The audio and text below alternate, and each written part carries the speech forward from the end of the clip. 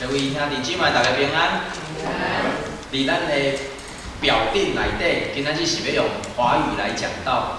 伫即个中间有真侪时，包括伫咱的教会，其实大部分的人拢用台语来听，可能嘛较习惯。但是有些人可能需要用台语，所以我们会有这样的尝试。但是无论如何，咱伫即个中间，咱互相学习来接纳。 毋是用语言来分别咱的信仰，是用语言，互咱的信仰会当合一。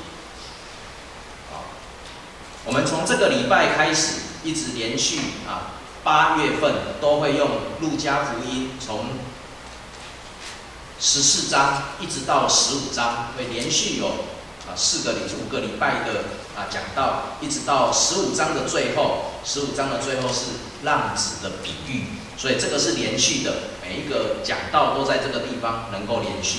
我们今天所看到的经节在14章15节，有一个人他要请客，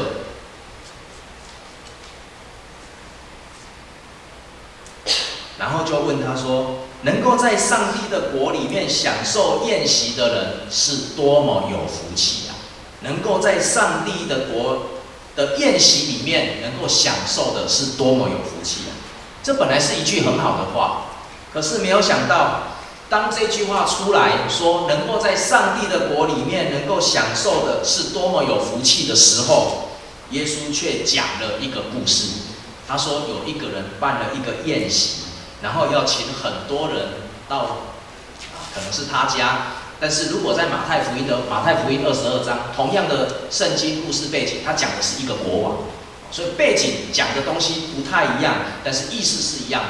所以他想要请人来他们家吃饭，结果没有想到，这些人怎么来反应来回应他？这些人说：“我刚买了1块地，所以我不能去。”然后第二个说：“我买了5对牛，所以 我不能去。”第三个说：“我才刚结婚，所以我不能去。”为什么这些人会有这样的反应？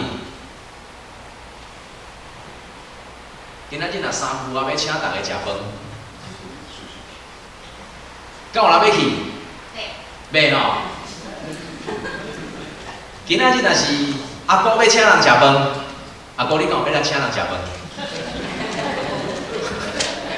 敢有人要去？袂哦，那印象都愈大声。今天如果有人要请人家吃饭，可是你得到的回应是说对不起，我刚买了1块地，我没有办法去。我刚买了5对牛，没有办法去。我才刚结婚，我没有办法去。请问这是什么意思？推辞。这是真正的理由吗？不一定不一定。 可是你看他们讲的理由，在这个耶稣的比喻里面，他所讲的理由，他说我刚买了1块地，为什么他有这块地以后，他没有办法付那个主人的宴席？有可能除了他推辞以外，他的心不在那个主人身上，他心里面想的是什么？想的是我那块地，我那块地很不错，方正完整，如果卖掉以后，人家 可以用很高价来，可以再去盖房子，然后我可以得到什么？我买了那块地以后，我以后可以做什么？地是一个资产，所以我的心在我的资产里面。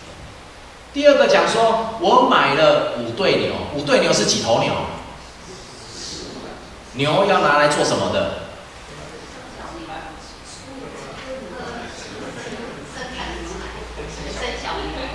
你们想的跟我想的都不一样，我想的是10头牛可以来耕种，但是不管是耕种，或者是这些牛能够生产牛奶，基本上这个牛都是一个生产力。1头牛就好像一个生产线，它可以耕种；1头牛好像一个生产线，它可以产出牛奶。1头牛就是一个生产力。 他可以在田间、在家里做很多有需要力量的事情，所以这10头牛代表什么？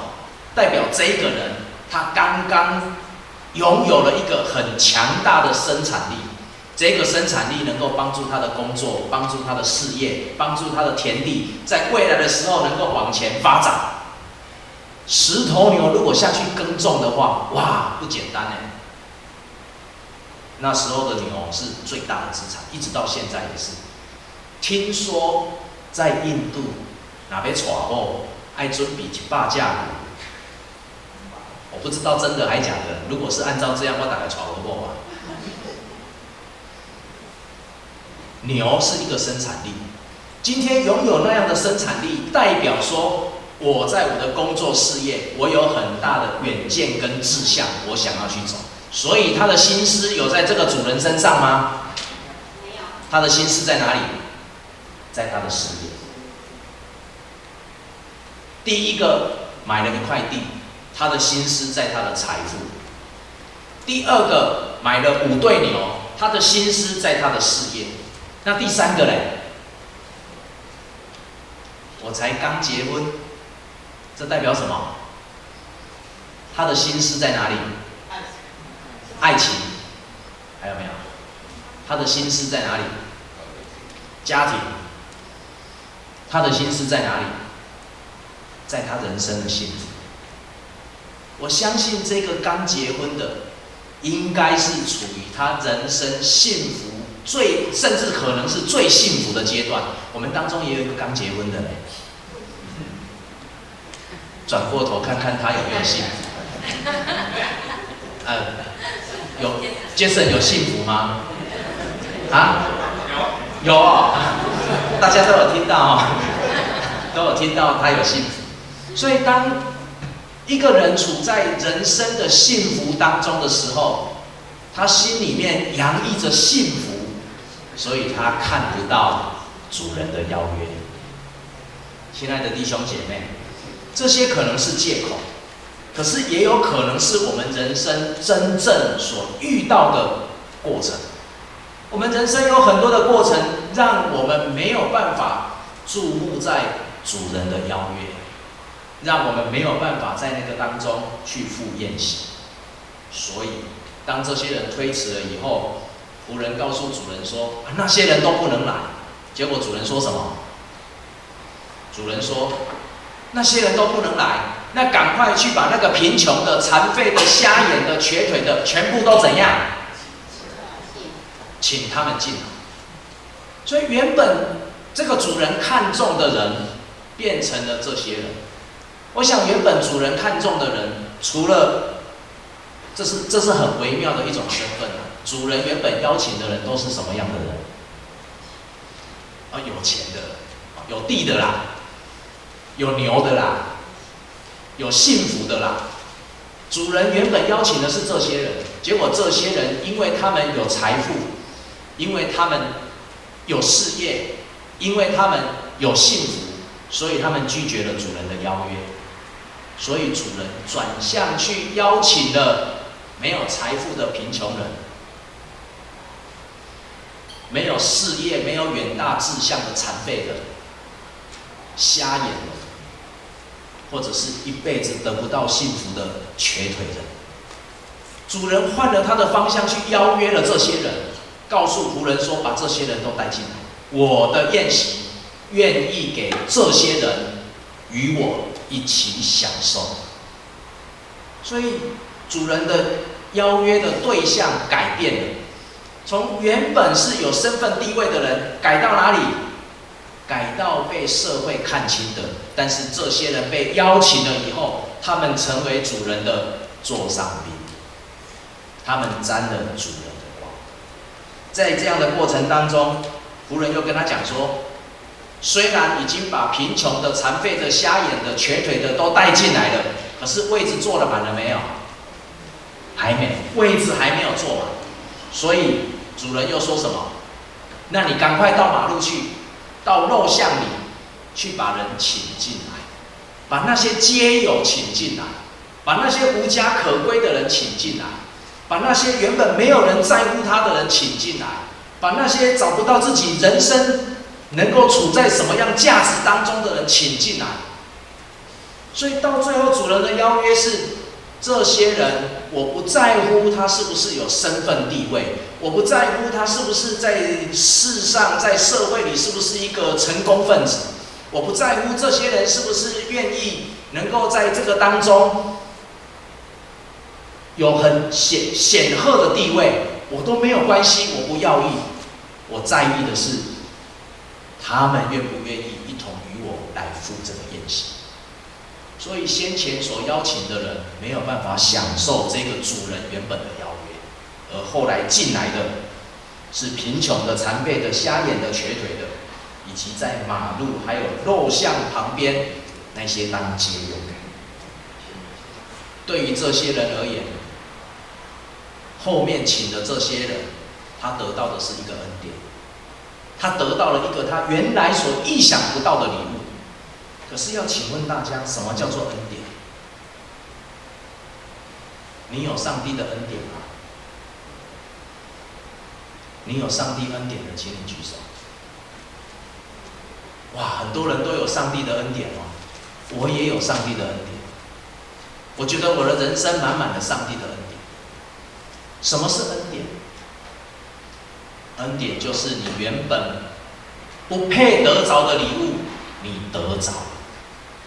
你本来是没有资格的，我本来是没有资格的，但是我们却在神的面前得着了这一份的礼物。这样的礼物让我意想不到，这样的礼物让我不知道说，原来我的人生可以走这样的路。这样的礼物让我们重新看到，原来我们在上帝的面前是那么的被重视，那么的有价值。对于主人而言，他会去邀请一开始的那些人，相信是那一些人在主人的心里面占了一个很重要的分量，所以主人去邀请他。如果用表面的条件来看，也的确是这样，因为第一次被邀约的人，他们是有地的，是有牛的，是有人生幸福的。然而主人看重他，主人在他心中有那个价值，可是那些人却对主人的邀约不看重。但是当第二种人、第三种人被邀请进来的时候，我们会发现是主人比较有价值，主人的荣耀比较大，还是第二次、第三次被邀请的人荣耀比较大？主人的荣耀比较大。原本不能进去这个主人家的我们，却成为被邀请的对象。上帝的恩典愿意赐给每一个人，但是很可惜的，不是每一个人都能够得着上帝的恩典。同意这句话吗？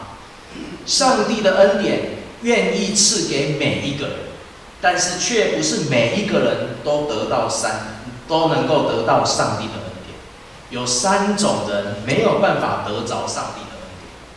第一种人，对自身环境感到满意的。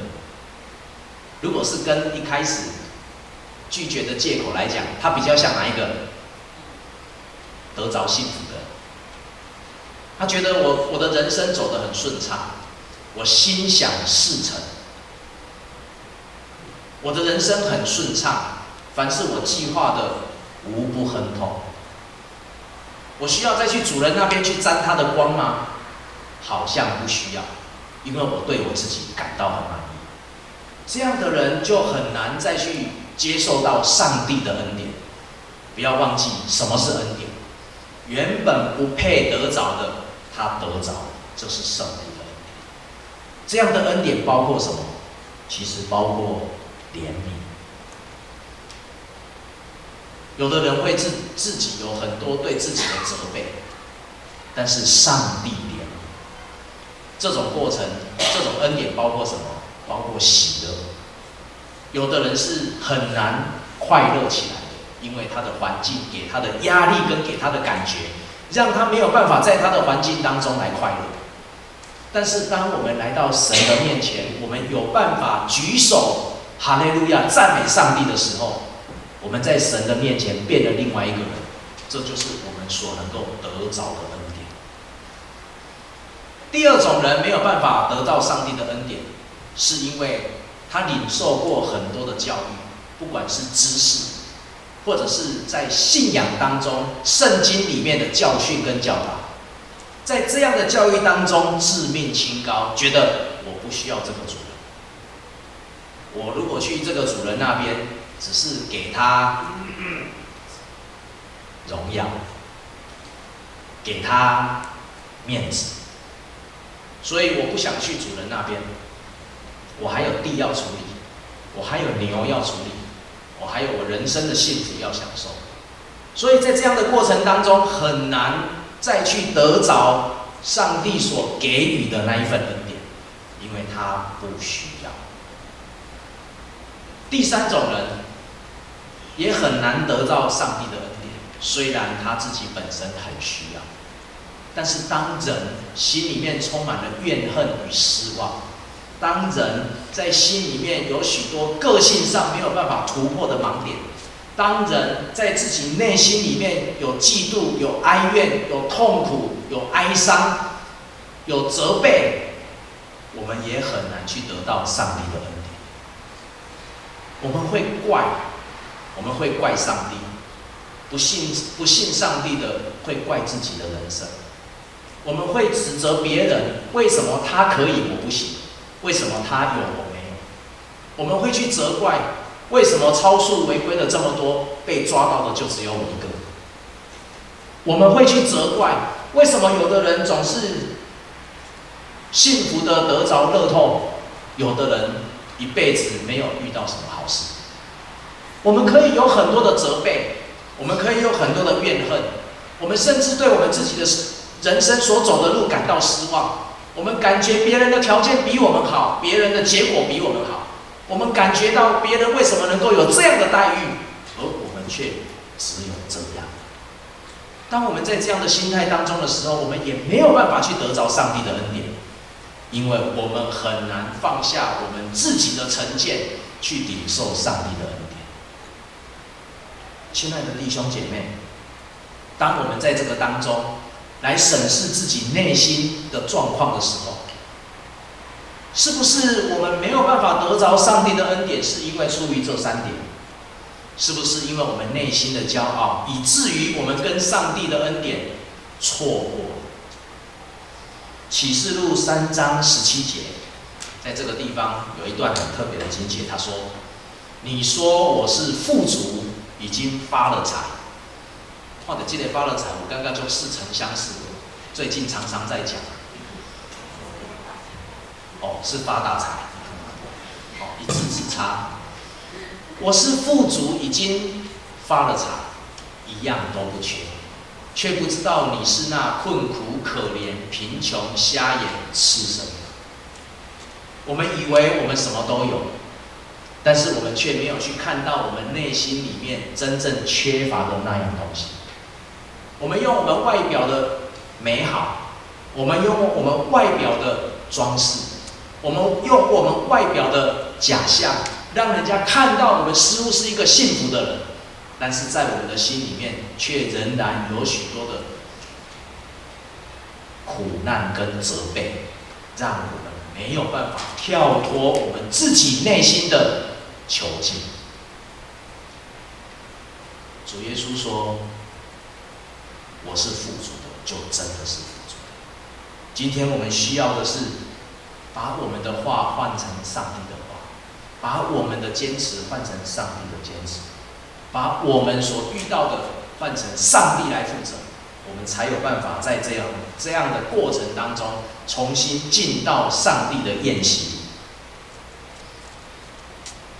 如果我们看路加福音14章，我们今天所读的，我们今天读的是路加福音14章15节，15节一直到23节，最后就是讲说，我告诉你，前面我所请的人没有一个可以得到我的宴席，到这里就结束了。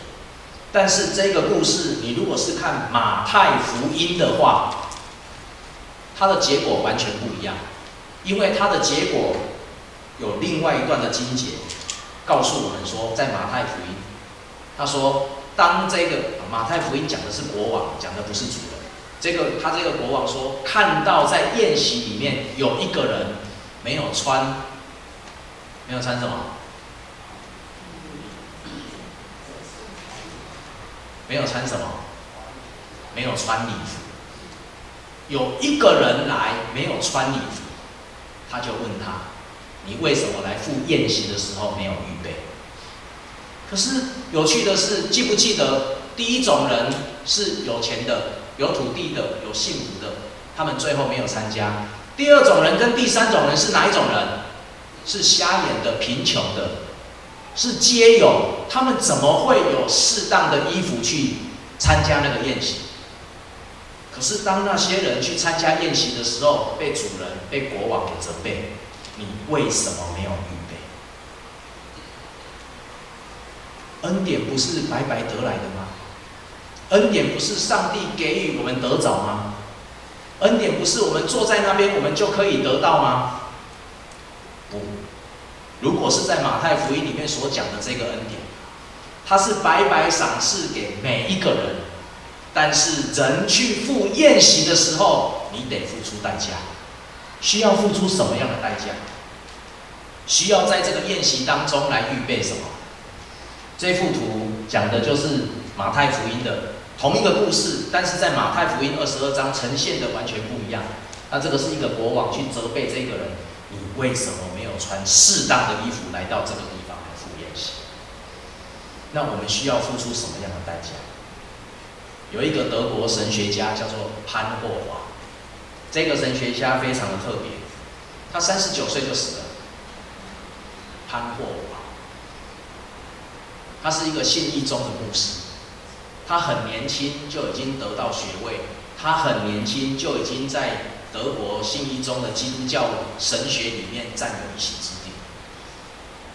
但是当纳粹起来，二次世界大战要爆发之前，他因着教会是人类社会最后的良心，他去责备教会，他去责备德国教会，没有说出该说的话。意思就是，当纳粹、当希特勒在那边崛起统治，然后能够要发动战争之前，德国的教会没有在那个地方当社会最后的良心，发出应该发出的良心呼吁，甚至是去指责希特勒的不是。所以潘霍华他起来讲话，在当时候的德国教会全部都是安静，没有出声，只有这个潘霍华起来讲话。当然，没有多久，潘霍华就开始白色恐怖被追杀。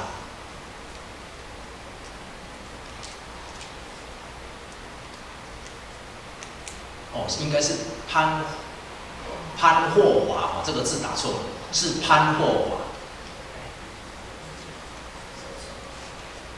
所以在这个地方，他起来讲话，然后他被追杀，所以他就跑到美国去，被他的朋友跑到美国去，一直到希特勒起来开始要发动战争的时候，这个潘霍华他决定回到德国。他说他要跟他的同胞在一起，因为这是当一个基督徒最后的良心，他不能自己在那个地方来享受。他一回去德国，马上就被抓。他最后是在希特勒纳粹的集中营里面结束他的生命。这个人，他在集中营被处决的时候，那时候德国已经战败了，所以他被处决之后的2个礼拜，德国就投降。也许我们可以讲说，这个人不需要死；也许我们可以讲说，他活着能够对人类社会的有更多的贡献。但是他在他所写的一本书叫做《追随基督》里面，他写了2个很重要的概念，一个叫做廉价的恩典，一个叫做贵重的恩典。什么叫做廉价的恩典？廉价的恩典是人给自己的恩典。你可以去教会，你可以去同意教会对信仰的看法，你可以去抓住能够对你有帮助的一些神学概念。但是你对你不同意的，你就不接受。意思就是说，人们选择性的去领受上帝的恩典，领受上帝给人好的恩典、容易的恩典。比如说因信称义，我只要相信就好了。我需不需要受洗？我只要相信就好了，我就可以得着。但是却忽略了悔改在人信仰当中的重要性。这是廉价的恩典。有的人会抓住那一句话说因信称义，我只要心里相信就好了，但是却不愿意为了自己所做的罪做出任何悔改的动作，这是廉价的恩典。但是什么是贵重的恩典？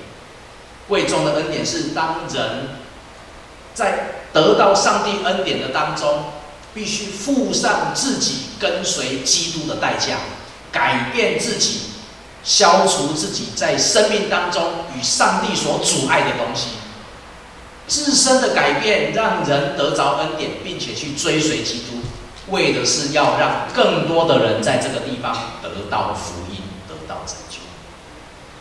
这一段会在下个礼拜会继续往后面延伸，因为路加福音14章25节讲的是做门徒的代价。今天这个潘霍华很特别，潘霍华为了能够跟随基督，宁愿放弃自己所拥有的、所享受的，而在这个当中重新给我们去思考，我们在得着恩典的时候，我们如何来到上帝的面前，能够赴这个宴席。亲爱的弟兄姊妹，要当一个基督徒，必须背起自己的十字架。当一个基督徒，不代表我们坐着就能够白白得着上帝从天上掉下来的恩典，让我们得到享受。我们必须背起自己的十字架往前面走。这个十字架有的时候很重，这个十字架有的时候代表我们必须改变我们的个性，这个十字架代表我们必须改变我们的观念，这个十字架可能也代表我们必须改变我们的做法，这个十字架甚至代表我们必须为了某些事情来受苦受罪，我们必须为某些人来牺牲，我们必须为某些事情来流眼泪，我们必须付上我们的祷告，我们必须付上我们的生命，好成就上帝给我们的恩典。恩典是白白得来，但是却要付出代价。今天我们在上帝的面前被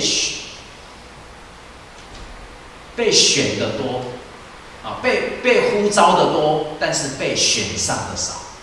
我们都可以来到上帝的面前，但是在上帝的面前，我们如何得着那贵重的恩典，就端看于我们怎么看我们人生所要走的道路。昨天我们的实盘团契有一个很特别的讲师来到我们当中，有没有人知道是谁？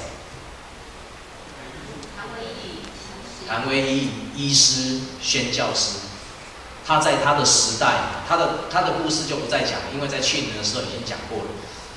他在美国最好的时代，去到世界最缺乏的台湾。他在美国最好的时代，去到世界当中最缺乏的台湾。他在台湾的日子，有的时候比我们在座许多人在台湾待的日子还要长，还要久。有的时候我们看到他对台湾所贡献的、所付出的，比我们做一个台湾人对上帝，比我们做一个台湾人对台湾所付出跟贡献的还要多。我们今天看到他90岁，依然在用上帝的话，依然在用他的声音做见证，传讲上帝的道，并且在他的生命当中一直尽忠职守。我们回过头来看看我们自己，我们得着多少，我们付出多少。我们也为了我们人生，为我们的家庭，为我们的工作跟事业，做出了许多好的选择。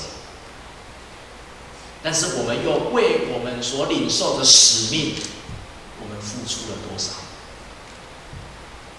我们有多少人是处在人生的幸福点当中，以至于没有办法赴上帝的宴席？